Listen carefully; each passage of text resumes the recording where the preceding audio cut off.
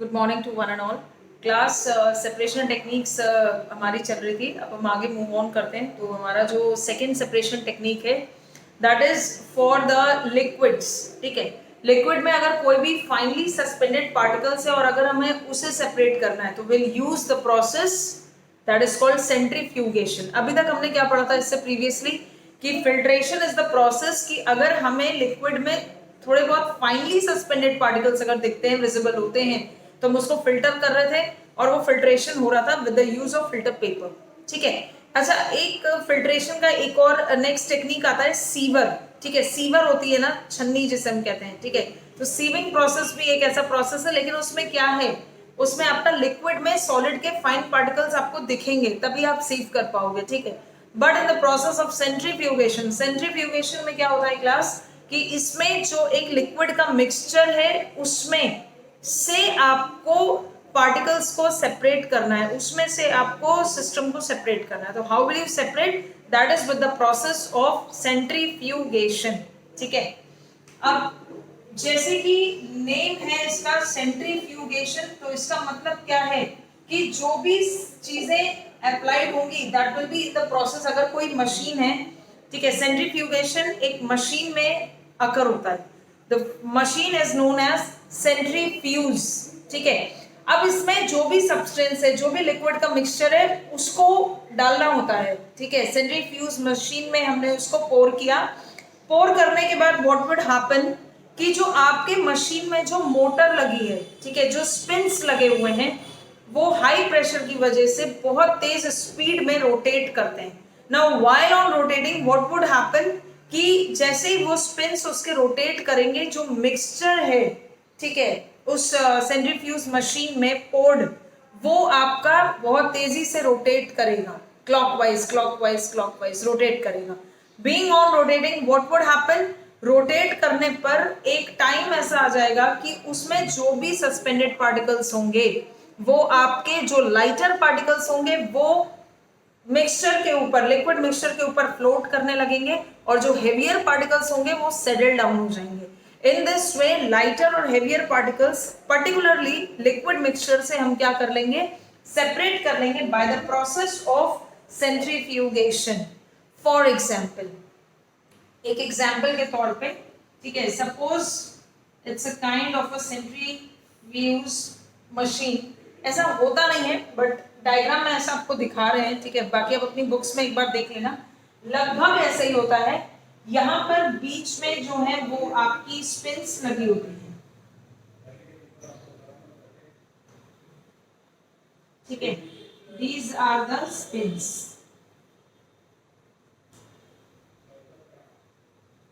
अब ये स्पिन्स जो लगे, आप देख रहे हो कि एरोस डिफाइन कर रहे हैं कि स्पिन का रोटेशन है। ठीक है, जैसे ही कोई भी पोर्ट सब्सटेंस इसमें डाला गया, इसमें मिक्सचर का पोर्ट सब्सटेंस डाला गया, अब जैसे ही मशीन ऑन होगी व्हाट वुड हैपन कि ये स्पिन जो है वो रोटेट करेगी। ठीक है, the spins will rotate, spins will rotate. Now rotate होने के बाद क्या होगा, mixture inside this machine will also get rotate with a high speed. And एक ऐसा टाइम आ जाएगा क्लास कि क्या हो जाएगा कि मिक्सचर में से जो लाइटर पार्टिकल्स हैं that would start floating on the surface of the mixture, and जो हेवियर पार्टिकल्स हैं वो आपके कहां पे सेटल डाउन हो जाएंगे, वो आपके सेटल डाउन हो जाएंगे बॉटम में। एंड दस bye the process of centrifugation हम लाइटर पार्टिकल्स को हेवियर पार्टिकल्स से क्या कर सकते हैं, सेपरेट कर सकते हैं। ठीक है, take a short example of separating milk. ठीक है, क्रीम फ्रॉम मिल्क। क्रीम को सेपरेट करना है किससे, मिल्क से। कैसे करेंगे, अभी क्रीम उसमें दिख नहीं रही है। जब दिख नहीं रही है तो क्या करेंगे, मिल्क जो है वो एक सस्पेंशन है। ठीक है, किसका सस्पेंशन है, क्रीम का और स्किम्ड मिल्क का। ठीक है, tiny droplets of cream and skimmed milk. Now what would happen कि जैसे ही आपने मिल्क को इसमें पोर किया, मिल्क को पोर करने के बाद मशीन ऑन किया, मशीन स्विच ऑन होते ही ये स्पिन्स रोटेट करेंगी। ठीक है, जब स्पिन्स ने रोटेट करना शुरू किया तो जो मिल्क था वो भी साथ में हाई स्पीड से क्या करेगा, घूमना शुरू कर देगा। जब उसने भी घूमना शुरू कर दिया तो एक टाइम ऐसा आ जाएगा क्लास कि मिल्क में से जो लाइटर पार्टिकल्स होंगे जिसे हम क्रीम कहते हैं वो मिल्क के ऊपर फ्लोट करने लगेंगे सरफेस पे, ठीक है। क्योंकि हाई स्पीड से, हाई प्रेशर से जब कोई चीज बार बार उस पर फेंटा जा रहा है और उसको बहुत ज्यादा रोटेट किया जा रहा है, तो व्हाट वुड हैपन, जो उसके लाइटर पार्टिकल्स हैं वो बाहर निकल कर आएंगे, ऊपर की तरफ तैरेंगे, फ्लोट करेंगे, और जो हेवियर पार्टिकल्स हैं जैसे कि लिक्विड यानी स्किम्ड मिल्क, वो आपका नीचे ही रहेगा, वो आपका ऊपर नहीं आएगा। तो 10 इस प्रोसेस से क्रीम को सेपरेट किया जा सकता है मिल्क से bye the process of centrifugation. Is that clear everyone? ठीक है, तो जो फ्लोटिंग पार्टिकल्स होंगे क्रीम के, क्रीम लाइटर पार्टिकल है आपका, ठीक है, cream lighter particle will float, और जो आपका मिल्क है that will being and heavier particle, वो आपका एक हैवियर पार्टिकल है, इसलिए वो सेटल डाउन रहेगा। Is that clear? देख लो इसको, थोड़ा बहुत जो भी कॉपी करना हो वो आप कॉपी कर सकते हैं।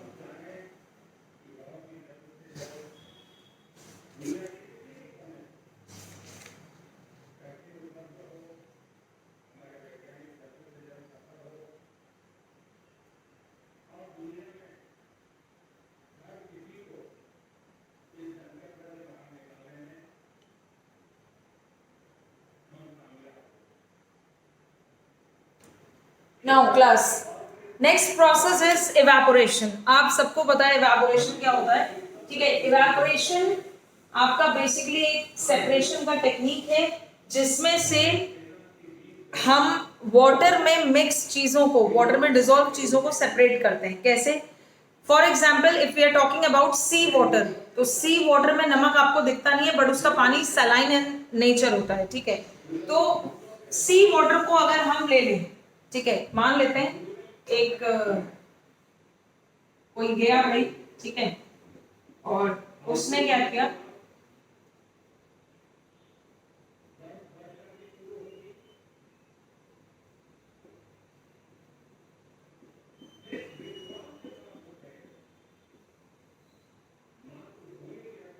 ठीक है, this is sea water, china dish में हमने सी वाटर को रखा हुआ है, ठीक है, दिस इज सी वाटर,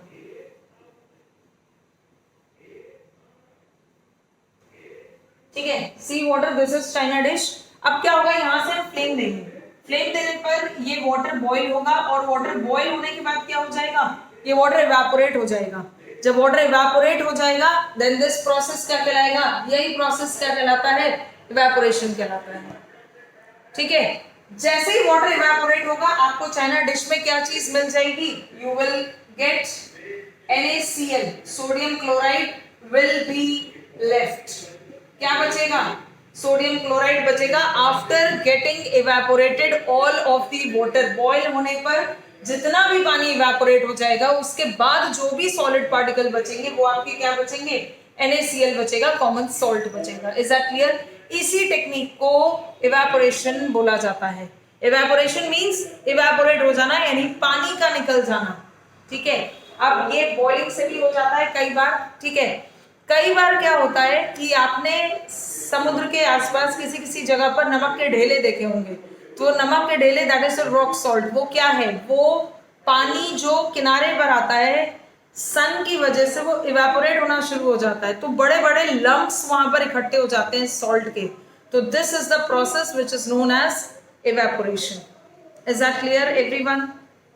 ठीक है, ये आपका इवेपोरेशन का सिस्टम है, ठीक है। अब जैसे एक इंडस्ट्रियल लेवल पर भी एक किया जाता है इवेपोरेशन, ये तो एक बहुत नॉर्मल लेवल है, ठीक है। इंडस्ट्रियल लेवल पे क्या किया जाता है, इंडस्ट्रियल लेवल पे आप ऐसे समझो कि जो आपके फाउंटेन पेन्स होते हैं, ठीक है, जो फाउंटेन पेन आपके होते हैं, उस फाउंटेन पेन में जो इंक होती है ब्लू या black, that is in the mixture of liquid. वो लिक्विड के साथ उसका मिक्सचर होता है कलर का, डाई जिसे हम बोलते हैं, ठीक है।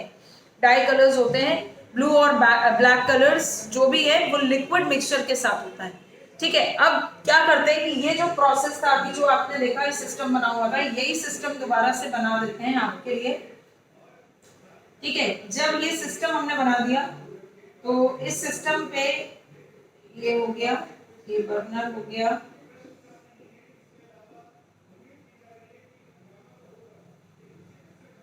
ठीक है।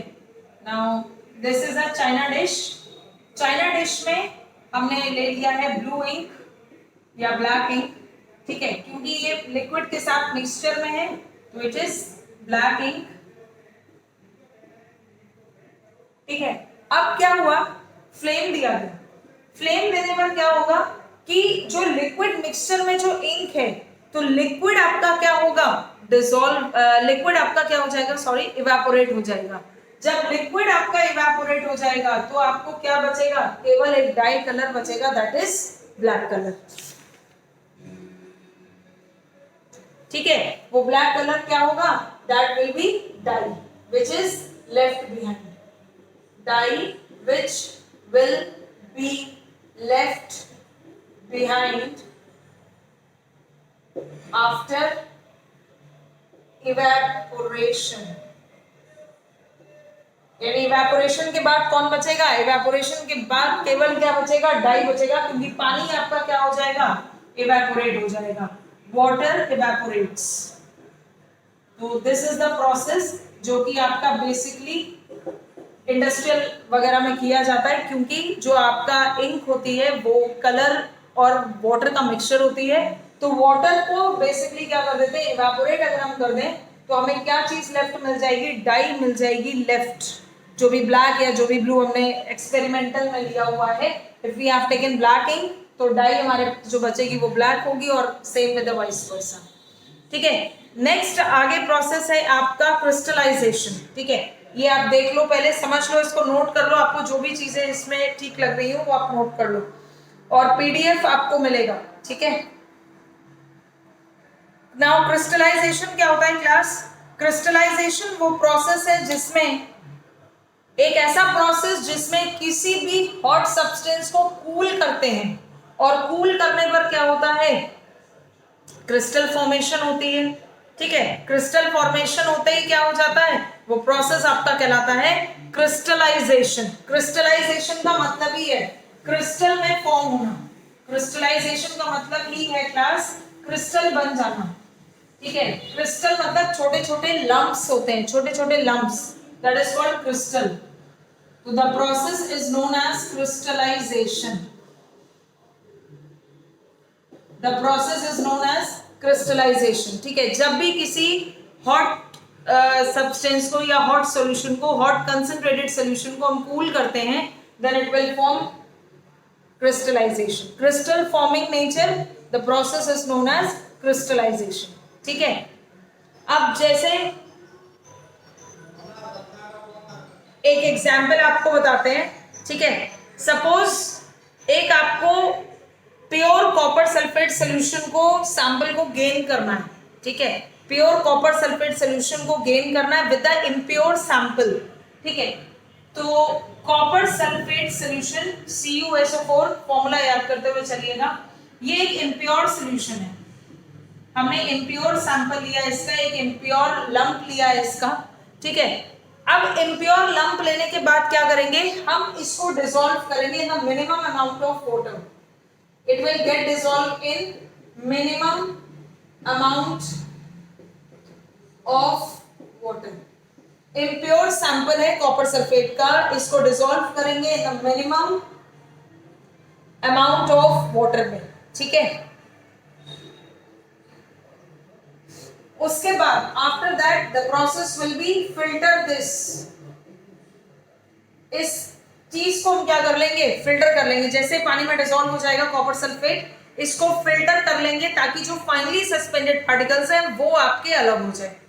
आफ्टर दैट क्या करेंगे, इस फिल्टर्ड सॉल्यूशन को वी विल हीट, इस फिल्टर्ड सॉल्यूशन को हम क्या करेंगे क्लास, दोबारा से हीट करेंगे, ठीक है।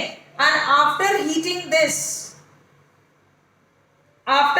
दिस, इसको हीट करने के बाद हम इस सॉल्यूशन को क्या करेंगे, चेक कर लेंगे कि ये प्रॉपरली हीट हो चुका है कि नहीं। जब ये प्रॉपरली हीट हो जाएगा then we settle down to cool it, और इसको स्लोली प्रोसेस में कूल होने के लिए देंगे। इट वुड टेक टाइम, लेकिन कुछ टाइम के बाद ये क्या हो जाएगा, कूल हो जाएगा। जैसे ये कूल हो जाएगा इट विल फॉर्म लम्प्स, ये लम्प्स बना लेगा, ठीक है, छोटे छोटे क्रिस्टल बना लेगा। So this is the whole process कि एक कॉपर सल्फेट सॉल्यूशन का जो इम्प्योर सैंपल है उसको प्योर सैंपल में कैसे कन्वर्ट किया by the process of crystallisation. कोई भी हॉट सब्सटेंस, कोई भी हॉट कंसंट्रेटेड सॉल्यूशन जैसे ही उसे कूल किया जाता है तो उसमें छोटे छोटे क्रिस्टल्स बन जाते हैं, then that process is known as crystallisation. ठीक है, नेक्स्ट आपका टॉपिक है class after crystallisation chromatography distillation. Chromatography and distillation आपका बचा है।